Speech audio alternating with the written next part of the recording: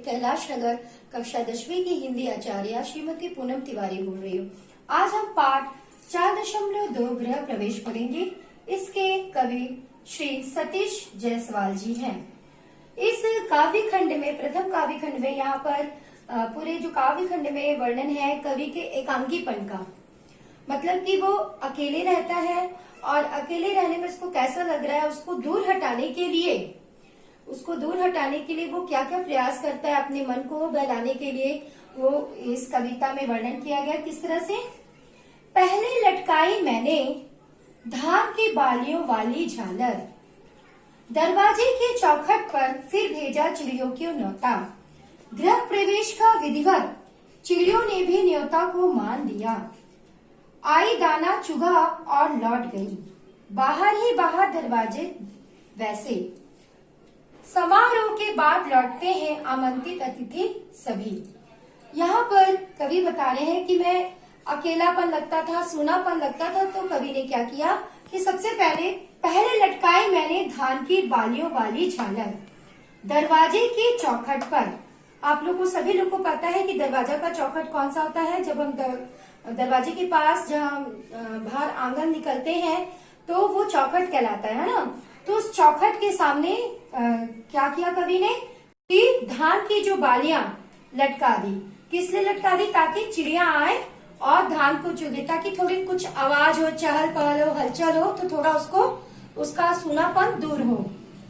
फिर भेजा चिड़ियों को न्योता, गृह प्रवेश का विधिवत, मतलब धान की बालियों को लटका कर कवि ये चिड़ियों को न्योता देते हैं कि मैंने अपने दरवाजे की चौखट पर मैंने क्या किया है, धान की बाली लटका दी। अब तुम मेरे चौखट को देखो और भी तुम आओ मेरे चौखट पर।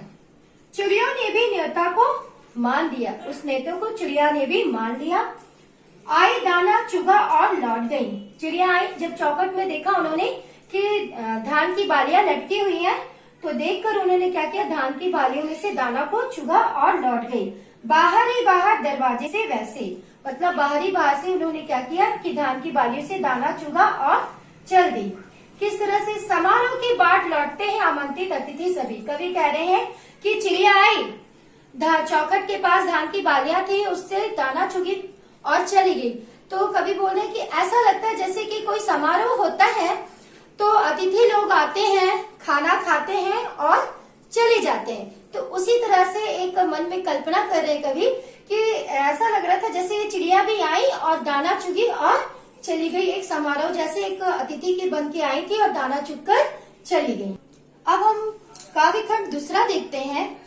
यहाँ पर कवि ने अपने अकेलेपन का वर्णन किया है और कुछ स्मृतियों को लेकर वर्णन किया है कि छूट गया घर सोने का सोना, पहले से भी वीराना।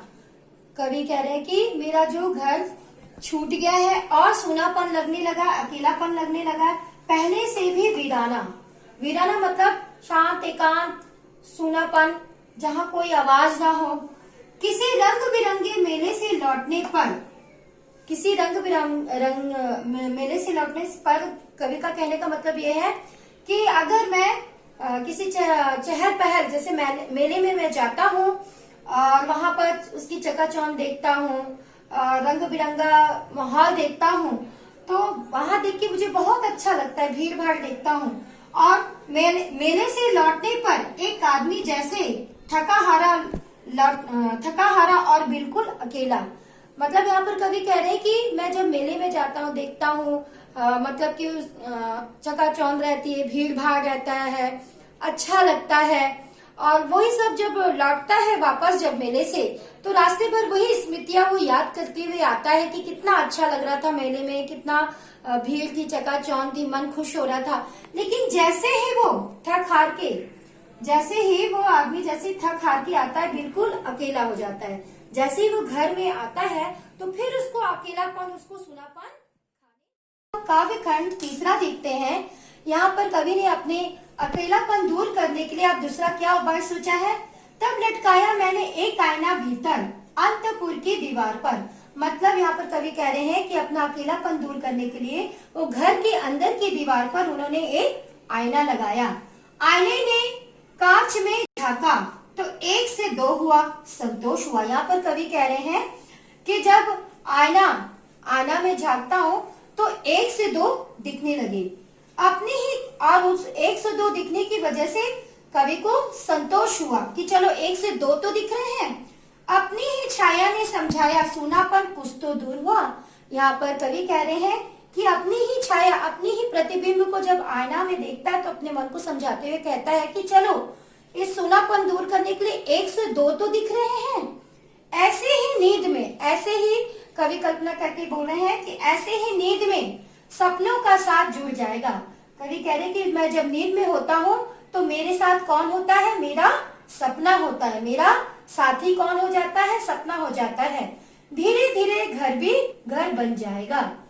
यहाँ पर कह रहे ऐसे नींद में तो मेरा साथी सपना हो जाता है और यही इसी तरह कोशिश से धीरे धीरे मेरा घर भी घर बन जाएगा। ऐसा क्यों कहा कवि ने? क्योंकि उसका कहने का है कि धीरे धीरे ऐसी छोटी छोटी जो सोच को लेकर कि अपने मन को बदलते बदलते मेरे जो घर का जो सूनापन है वो सूना दूर पर होते होते मेरा घर घर जैसे लगने लगेगा और चहल पहल जैसा प्रतीत होने लगेगा। अब हम काव्य खंड चौथा देखते हैं। यहाँ पर कवि चिड़ियों के प्रेम से वर्णन करते कह रहे हैं कि चिड़ियों के प्रति अपना प्रेमत्व के बारे में वर्णन कर रहे हैं कि सपने में आवाज दे रही थी चिड़िया, जगा रही थी, सुबह सवेरे आईने पर खटखटा रही थी घर का दरवाजा। जब कवि सपने में रहते हैं तो ऐसा लग रहा था जैसे कि चिड़िया जगा रही है, मतलब खटखट की आवाज आती है। तो जब कवि उठ के देखते हैं तो क्या देखते हैं कि चिड़िया मतलब आईने में खटखट खटखट अपना चोंच मारती है तो वो आवाज आती है। तो ऐसा वो आवाज आती है तो ऐसा लग रहा था जैसे कि कोई दरवाजा खटखटा रहा है और इस तरह से लग रहा था जैसे कि वो मेरे को नींद से उठा रही है, वो मेरे को नींद से जगा रही। दिखा ना, आईने पर खटखटा रही थी घर का दरवाजा। जब चिड़िया घर के अंदर आती है तो आईना देखती है तो आईने में चोंच मारती है। चोंच क्यों मारती है? क्योंकि उस आईने में चिड़िया को अपना प्रतिबिंब दिखता है तो वो सोचती है कि सामने वाला कौन है, तो उसको अपना उस प्रतिबिंब को देख के चोंच मारती है। चोंच मारने की वजह से कवि जब जाग के देखते हैं ये प्रतिक्रिया तो ऐसा लग रहा था जैसे कि वो पक्षी जो है, चिड़िया जो है, ऐसा लग रहा है जैसे मेरे को जगाने के लिए आ गई है और मेरा दरवाजा खटखटा रही है। अब हम काव्य खंड पांचवा देखते हैं। किसी अतिथि की तरह बाहर ही बाहर से नहीं लौटी इस बार चिड़िया। इस बार घर का जो सूनापन दूर करने के लिए चिड़िया आ गई थी। किसी अतिथि की तरह बाहर ही बाहर से नहीं लौटी इस बार चिड़िया। यहाँ पर कवि कह रहे हैं कि हर बार चिड़िया आती थी, चौखट के पास दाना चुगती थी और बाहर से बाहर चली जाती थी, लेकिन इस बार चिड़िया बाहर से बाहर नहीं गई, नहीं लौटी। इस बार चिड़िया अब अंतपुर में चिड़िया कांच के आईने में, अंतपुर में चिड़िया मतलब कि अंदर, घर के अंदर के भीतर की दीवार के पास जाती जहां पर आईना लगा रहता है, कांच का जो आईना लगा रहता है, अपने को निहारती, श्रृंगार करती, एक घर सजाती।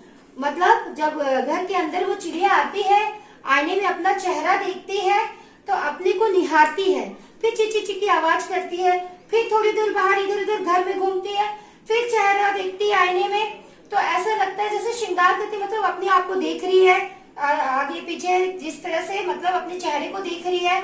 तो ऐसा कल्पना करें जैसे अपने को सजा रही है, श्रृंगार कर रही है। एक घर सजाती घर धीरे धीरे घर बन रहा था। यहाँ पर कवि कह रहे हैं कि चिड़िया इस बार बाहर नहीं गई, घर के अंदर आई और बार बार घर के अंदर की दीवार में जो आईना लगा था उस आईने में अपना चेहरा देखती है, बार बार चेहरे को देखती है। ऐसा लग रहा था जैसे अपने आप को सवार रही है, अपने आप का चेहरा बार बार देख रही है। तो हर घर में घूम रही थी, चिड़िया की आवाज हो रही थी। तो कवि को ऐसा प्रतीत हो रहा था कि अब मेरे घर में वो जो सूनापन था, अकेलापन था, वो धीरे धीरे दूर हो रहा है और मेरा घर अब घर बन रहा है, अब मेरा घर अकेलापन नहीं लग रहा है। तो कितनी सुंदर कविता श्री सतीश जायसवाल जी ने कही, अपने व्यक्ति के अकेलेपन को दूर करने के लिए वर्णन किया था कि कितने उन्होंने उपाय सूझे। कभी धान की बालियों को लेकर, तो कभी मेले का वर्णन किया, तो कभी उन्होंने सपने का वर्णन किया, तो कभी का आईना अपने घर में लगाए, तो किस तरह से अपने अकेलापन को दूर करने के लिए कवि ने बहुत सुंदर ढंग से इस कविता को प्रस्तुत किया। तो आशा है कि आप लोगों को भी समझ आ जाएगा। धन्यवाद।